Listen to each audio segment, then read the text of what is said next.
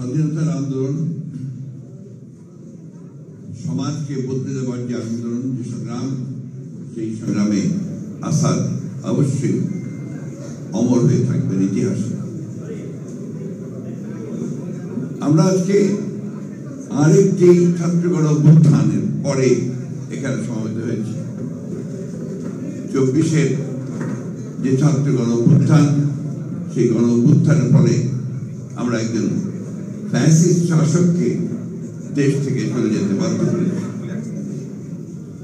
69-এর গণতান্ত্রিক অভ্যুত্থানে তৎকালীন সামরিক শাসক আইয়ুব খানকে চলে যেতে বাধ্য করা হয়েছে। কিন্তু যে কথাগুলো অনেক বক্তাই বলেছেন যে আমরা আমাদের সেই উৎসিত যে লক্ষ্য, সেই লক্ষ্য আমরা পূরণ করতে পারি না। জয়েন্ট সাহেব বলেছেন যে আজকে প্রায় এত বছর পরেও আমরা একটা নির্বাচন করতে পারি না। এটা একটা সামগ্রিক ব্যাপার। আমরা যারা রাজনীতি করি, আমরা চেষ্টা করি, আমরা বদলানোর চেষ্টা করি, কিন্তু দেখা যায় সবগুলো সবসময় আমরা বেড়ে উঠি না। কারণ প্রতিক্রিয়াশীল যে চক্র আছে, সেই চক্র এত বেশি তারা দৃঢ় হয়ে যান, এত বেশি করে তারা সেই বিপ্লবের বা আপনার সংগ্রামের সেই ধারাটাকে বদলে দিতে চায়। আজকে শহীদ আসাদ প্রাসঙ্গিক এই জন্য যে আমরা যে ফ্যাসিস্টদের বিরুদ্ধে দীর্ঘ সংগ্রাম করেছি, 15 বছর লড়াই করেছি এবং সব শেষে আমরা একটা বিজয় অর্জন করেছি। সেই বিজয়ের মধ্য দিয়ে আমরা সামনে যে দিনগুলোকে আশা করছি, প্রত্যাশা করছি, সেই দিনগুলো যেন আমাদের সেই স্বপ্নগুলোকে যারা প্রাণ দিয়েছে তাদের স্বপ্নগুলোকে যেন বাস্তবায়িত করতে পারে, এটাই হচ্ছে আমাদের প্রত্যাশা। আজকে অনেক কথা হচ্ছে বিভিন্নভাবে, এবং সেই কথাগুলো এমনভাবে বলা হচ্ছে যাতে করে তর্ক, অনেক নতুন নতুন তর্ক সৃষ্টি করা হচ্ছে। আমরা সোজা কথায় যেটা বুঝি, সাধারণ মানুষ যেটা বুঝেন, যে পরিবর্তনের পরে তারা একটা গণতান্ত্রিক রাষ্ট্র চান। সেই গণতান্ত্রিক রাষ্ট্রে তারা তাদের অধিকার থেকে ফিরে যান। তারা যেন তাদের মোটা ভাত, মোটা কাপড় পরে থাকতে পারেন সাধারণ মানুষ। তারা যেন ভোটের অধিকারটা পান, তারা কথা বলার অধিকার পান, এবং তাদের সন্তানেরা যেন লেখাপড়া শিখতে পারে। তারা যেন একটা সুন্দর একটা সমাজে, যে সমাজে দুর্নীতি থাকবে না, যে সমাজে অন্যায় থাকবে না, যে সমাজে মানবিক মূল্যবোধ থাকবে, যে সেখানে ন্যায় বিচার থাকবে, সেই ধরনের একটি সমাজ তারা চান। কিন্তু সবসময় আমরা সেটা পাই না। যে কথা আমি আগে বলেছি, দুঃখিত। আমাদের সামনে যে বিষয়গুলো সে এখন দাঁড়িয়েছে, একটা কথা আমি সবসময় বলি, যে কথা বললে আমার অনেক সমালোচনা হয়। আমি বলি যে নির্বাচনটা দ্রুত হওয়া দরকার। কেন বলি এই কথাটা আমি অনেকবার বলার চেষ্টা করেছি, কারণ আমরা বিশ্বাস করি যে নির্বাচন, যেটা থেকে আমরা প্রায় 15 বছর বঞ্চিত, এই নির্বাচনের মাধ্যমে আমাদের জনগণ তারা তাদের প্রতিনিধিকে নির্বাচিত করবার একটা সুযোগ পাবে। এখন এখানে জোর করে যদি সেই বিষয়টাকে আপনার একটু বিতর্কিত করে ফেলা হয়, তাহলে জনগণ আবার তাদের সেই অধিকার থেকে বঞ্চিত হবে। এবং আমাদের যে অভিজ্ঞতা, সেই অভিজ্ঞতা আমরা দেখেছি যে এই ধরনের নির্বাচন যদি দ্রুত না হয়, সময় ক্ষেপণ করা হয়, তাহলে সেখানে অন্যান্য শক্তিগুলো মাথা চাড়া দিয়ে উঠতে থাকে, এবং তখন জনগণের যে চাহিদা, সেই চাহিদা থেকে তারা পুরোপুরিভাবেই বঞ্চিত হয়।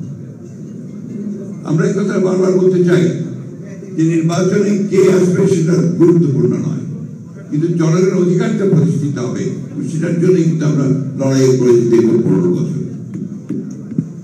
আমি সেই কারণেই বলেছি যে এই সময়টা আমাদের দরকার।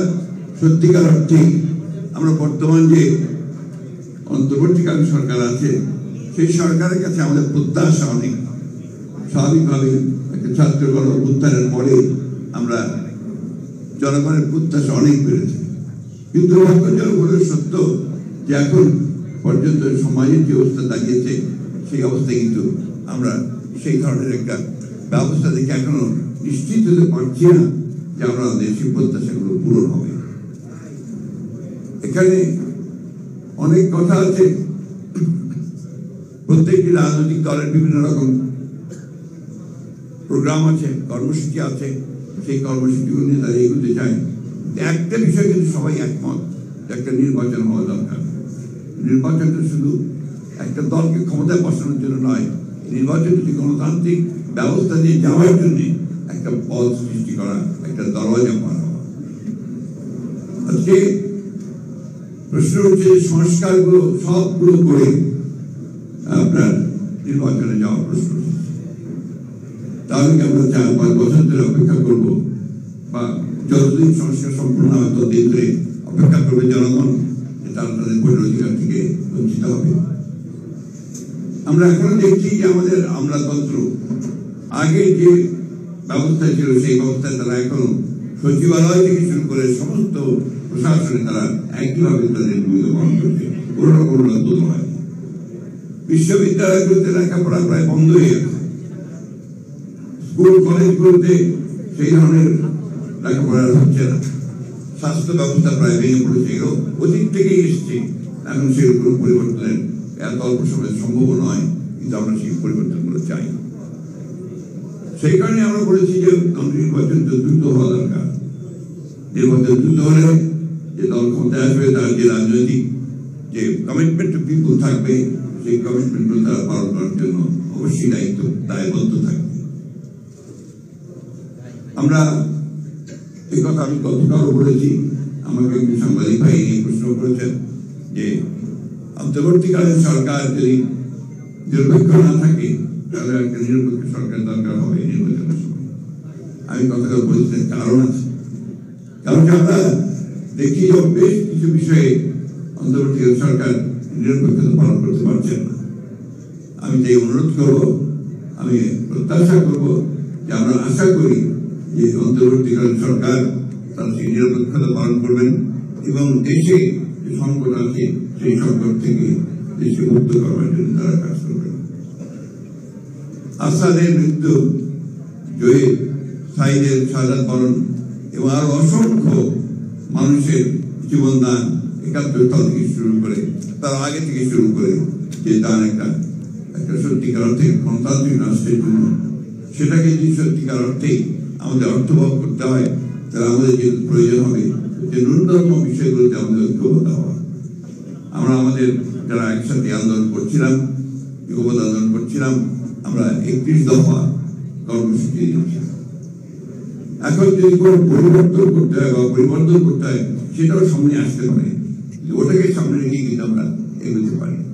যা আমি মনে করি যে আমাদের এই ন্যূনতম যে সংস্কার হচ্ছে নির্বাচন কেন্দ্রিক, সেই সংস্কারগুলো করেই আমাদেরকে দ্রুত নির্বাচনের পথে যাওয়া উচিত এবং নির্বাচনের মধ্য দিয়ে যে সরকার বেরিয়ে আসবে তাদের দায়িত্ব হবে এখানে আপনার পুরোপুরি হবে সেই সংস্কার যে কমিটমেন্ট আমাদের আছে, কমিটমেন্ট, সেই কমিটমেন্টকে বাস্তবায়িত করা, জনগণের প্রত্যাশাকে পূরণ করা। আমি বক্তব্য দীর্ঘ করবো না, আমি আগে বলছি আমি অসুস্থ। আমি শুধু এই কথাই বলতে চাই, আসাদের রক্তকে আমরা বৃথা যেতে দিতে পারি না, জুয়েলের রক্তকে আমরা বৃথা যেতে পারি না, সাইদের রক্তকে বৃথা দিতে পারি না। সব মিলে আজকে যারা আমাদের জন্য, আমাদের ভবিষ্যতের জন্য তারা প্রাণ দিয়েছেন, সেই তারা চেয়েছিলেন যে স্বপ্ন ছিল, সেই স্বপ্নগুলোকে যেন আমরা বাস্তবায়িত করতে পারি, সেই জন্য একটা ঐক্য গড়ে তুলে আমরা যেন সেটা অর্জন করতে পারি। সেই